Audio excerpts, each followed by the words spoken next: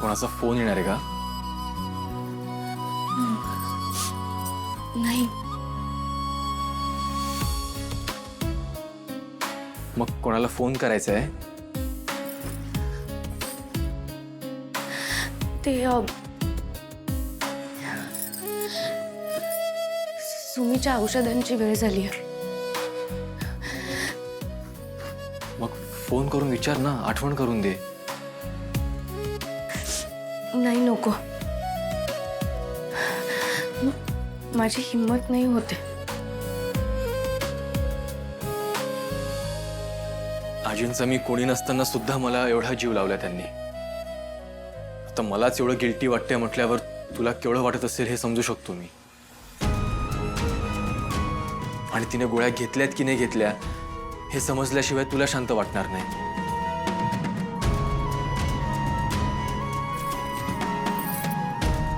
केदार, मी नमाला phone लावलाय.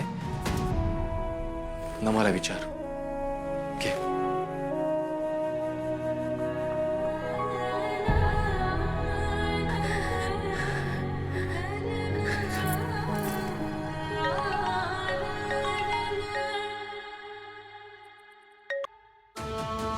तारिणी ताई, कशी आहेस तू?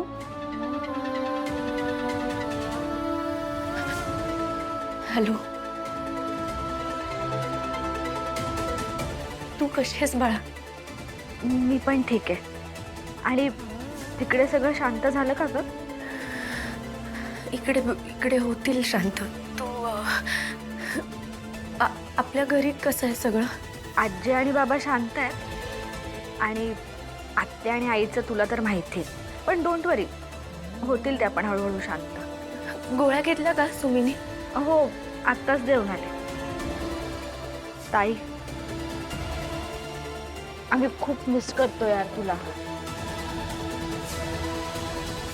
पाठवणी करून शेवटचा बाय बोलायचा सुद्धा चान्स दिला नाहीस आम्हाला. तू गेल्यावर इथे सगळ्यांना कळतंय की तू या घरासाठी काय केलंयस ते. हो हो, पण कधी ना कधी हे होणारच होतं ना.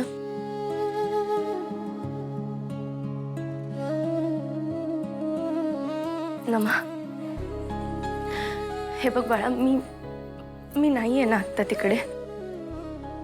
मग सगळी जबाबदारी तुलाच घ्यावी लागणार आहे. हा,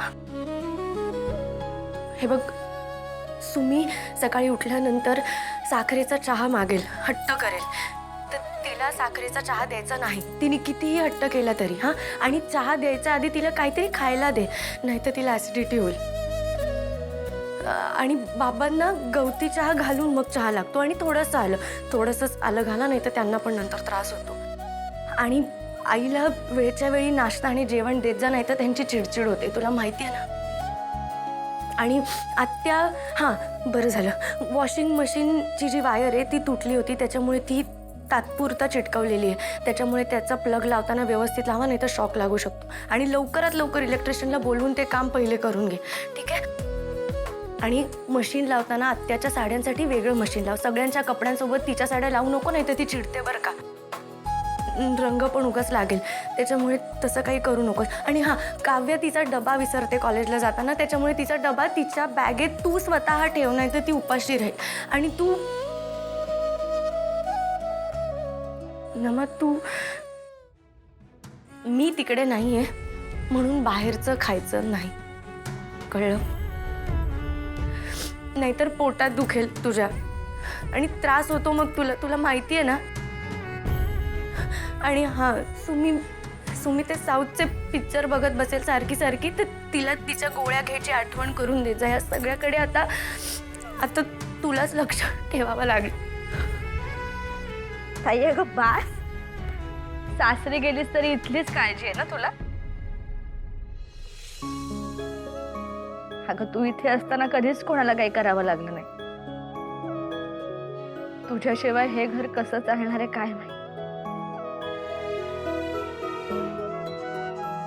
हॅलो ताई, हॅलो ताई, आवाज येतोय का? काय झालं? हॅलो हॅलो, नमा, केदार बोलतोय. हा, बोल बडी.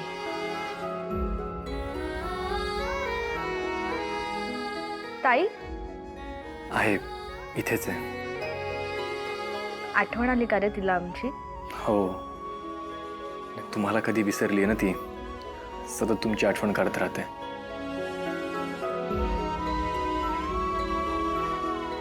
नमा, तू चॅम्प आहेस ना, मग आता तुला ताईची सगळी जबाबदारी घ्यायची आहे. सगळ्यांची व्यवस्थित काळजी घे आणि सगळ्यात महत्वाचं म्हणजे सुमीची. हो, आणि तू आमच्या ताईची. तिकडे फार करमणार नाही तिला आमच्याशिवाय, पण तू तिच्या बरोबर राहा हा. मी कायम तिच्या सोबत आहे. तुला काही लागलं की सांगा, आम्ही आहोत तिथे. बाय.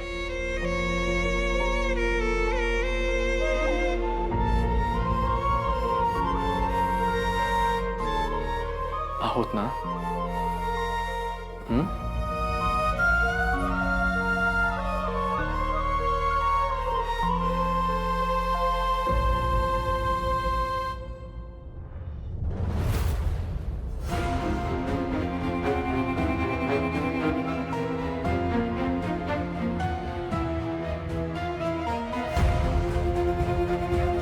करा, पूजा करा, आरत्या करा. नवस केला असेल तर तोही फेडून टाका ना. झालं ना तुमच्या मनासारखं आता.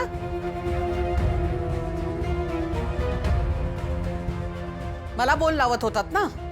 तारिणीच्या तोंडाचा घास पळवला, खांडेकरांच्या घरी तारिणीच्या जागी निशीचं लग्न लावलं. हेच सगळं बोललंय. तुम्हीच नाट लावलंय माझ्या निशीच्या संसाराला. रेखा,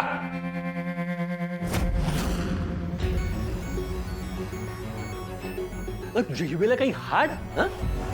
आई तिच्याच नातीच्या संसाराला कशी काय नाट लावेल? ओ तुम्ही जरा गप्प बसाओ. एक शब्दही बोलू नका आमच्यामध्ये. पण तू माझ्या आईशी बोलतेस याचं जरा भान ठेव.